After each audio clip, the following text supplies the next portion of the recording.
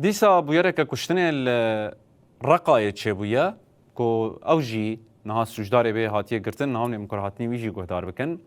چیرو کاوی چاوا چه بویه خودیه مالک ناوی فهد العویده کارکرک الجومی دخبته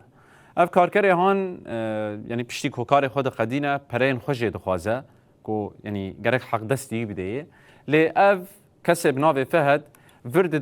دبا پریوی ناده یعنی دمک سر در باز دبا اف کسی هانجی بریار دده کو وی بکوجه و ترمیوی و چیره و با آلیکاری خال و حوالکی خواه در روه خوشبر چاوان دده آلی لبله هولدان اوی نچو سری دی سال راستی قلبی و وی گاوه جه هلا هزن اولاکاری هندرین و هاتیه گرتن او دبیجه کو هم باو هم جی آبی وی آلیکاری دانه هزن اولاکاری حطانی کو هاتیه گرتن و وی گاوه چویه بردست عدالته ورشة المقدور فهد العويد كيف قلت لهم شان $500 يعني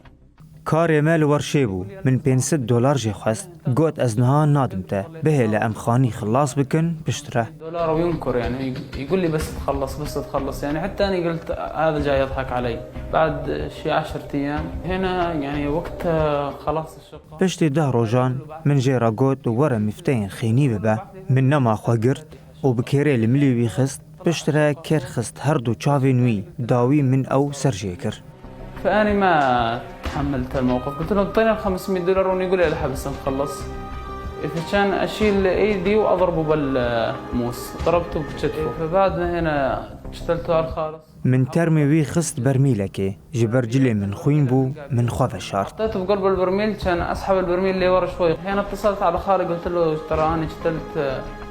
فهد العويد بشتره من آليكاري جي خالي خوا خست وجهاوالي خوشي جل خستن فقلت تمام شوي جاي كان يجي يروح حد يجي علي فرجع جابني أبوي جاء أبوي وعمي هاري داوية باو وآبي من أزرع دستي دسقها دش طاوانا كرم وجود جثة موجودة في أحد المباني قيد الإنشاء وتم على الفور الإيعاز لقسم تحقيقات مصر